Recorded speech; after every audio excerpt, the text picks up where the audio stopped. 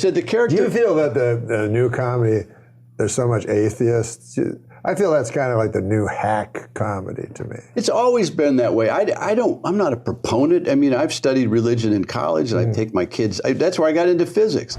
I don't know what Norm means by hack comedy here, other than just bad comedy. Apparently, he reveres Christianity or religion in general as something that is maybe above reproach. Typically, you don't see that kind of opinion with comedians. If that is the case, I don't think that anything is above reproach. I love it when comics make jokes about atheism. It's really stupid, to be honest. Whenever I hear a comedian do it, there's this one comedian, Christian comedian, Brad Stein, who constantly was making jokes about atheism a while back.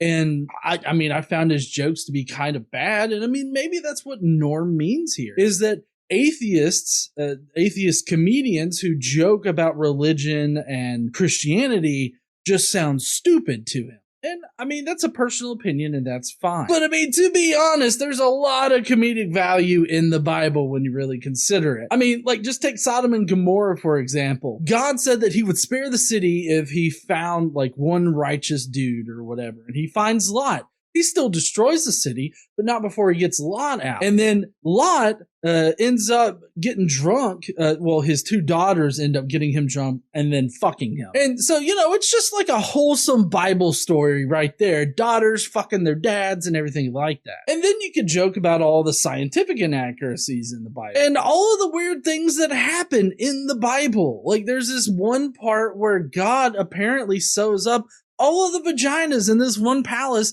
just because one of God's chosen people, maybe it was Jacob, I can't remember the dude's name. Anyways, he's part of the whole Abrahamic line. He succumbs to the exact same thing that his father did, in that he gave his wife to the king without telling the king that the person was his wife. And so God punishes that king or whoever the fuck by basically sewing up all of the vaginas in his household so that nobody could get pregnant. I mean, the Bible writes the comedy itself because it's just hilarious to think, oh, people believe this shit. I don't think that atheism is above reproach, and I don't think definitely that religion is above reproach.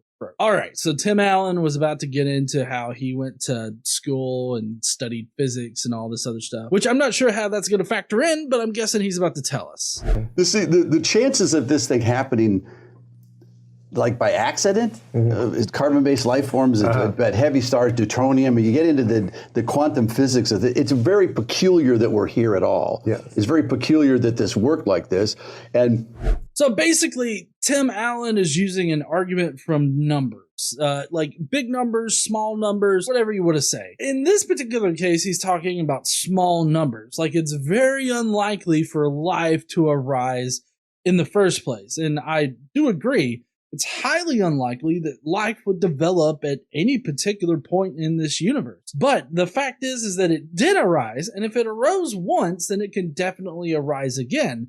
So there's this non-zero probability that life will arise given the right conditions. A lot of times what apologists will do is they will mistake this low probability for a zero probability. And typically when you're talking about low probabilities and things that are happening like just in our general daily lives, yeah, that's probably not going to happen. But it's probably not going to happen, or you can regard it as basically a 0% chance, because we don't have enough of a pool of samples in order for whatever event to happen. This is not the case for the universe, because the universe has a long time for things to happen, but also it has many, many instances, and like an innumerable amount of instances for something to happen, like for life to arise. A good example of how this low probability doesn't mean 0% chance when we're discussing the immensity of the universe is habitable planets. A lot of times apologists will say, oh, well, this Earth is designed for us. It's in the perfect position around our sun. It's a very low probability that any planet would be in the Goldilocks zone around its star. And it's like, yeah, that is a very low probability there. It's also a low probability for all the other factors that go into a planet being able to support life. But given the size of the universe that at least we can tell, it is definitely going to happen multiple times, even if it has a seriously low probability of happening.